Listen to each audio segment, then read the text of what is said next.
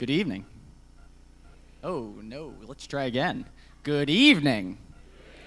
There we go. Welcome back. My name is Bill Ferguson, and I am the Maryland State Senator representing the 46th District in Baltimore City.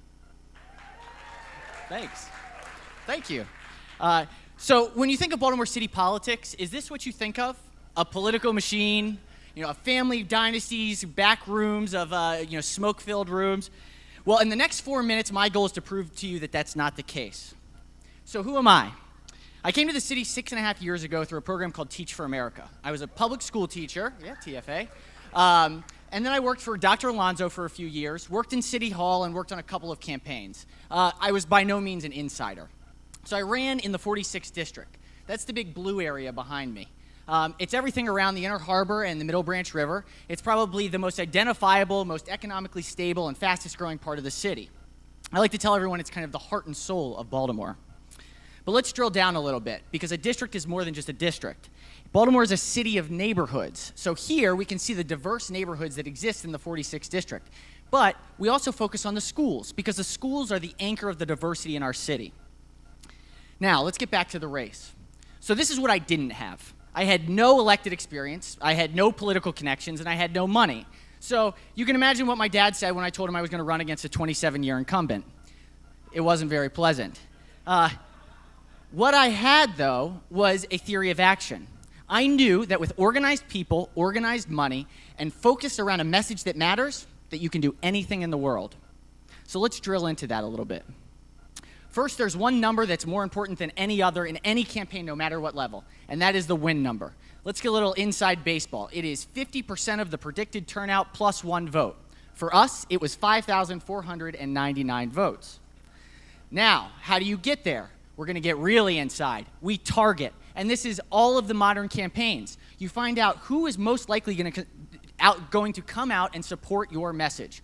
So we looked at race, we looked at age, we looked at how often they turned out, whether they had kids, whether they rehabbed their home. But what we had to do at the end of the day was identify who supported us. This is how we did it. 1, support us. 2, lean us. 3, undecided. 4, lean them. 5, definitely supporting them. We love 1s and 2s. We don't like 4s and 5s.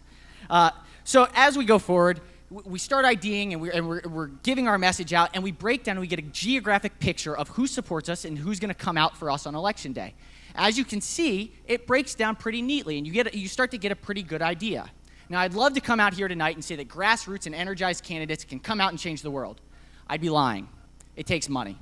And to us, it took nearly $150,000. This was a huge amount of money in my mind when I started this process with 22 weeks.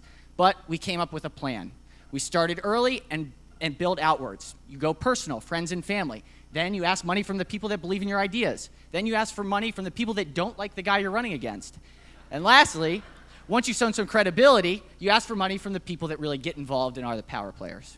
So the last little aspect of this is that it's got to be spent efficiently. This is where so many campaigns ruin their momentum and effort. Every single dollar has to be dedicated towards voter persuasion. So that was a big spreadsheet.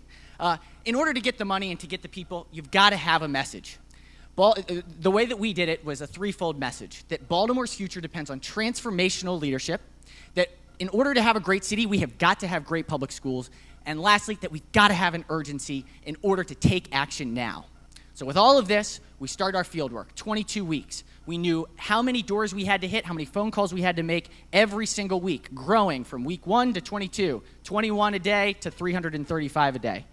If we couldn't get you on the phone and we couldn't get you at the doorstep, we blitzed your mailbox. So we sent about 15 mailers that had the same message that went over and over and over. All of this time, we're finding out who supports us and putting it in one big database.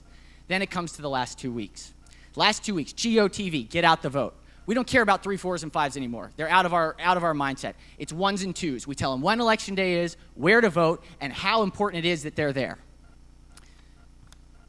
And we won. Thank you. It was pretty cool. But we weren't a political machine. We didn't have an inside track. We won because we were dedicated. So I said the 5,499, the final vote was 5,248. So we were pretty close. This is what Baltimore politics has to be. With organized people, organized money, focused on a message that matters, we will change our city. There's no doubt about it. It's happening in other cities across the United States. Now, why is this so important? Well, I'll tell you, because a political machine belief is a cop-out. Ladies and gentlemen, tonight, if we leave this still thinking that the man behind the curtain is running Baltimore, we will have lost. We must believe that Baltimore's time is now, right now. Thank you.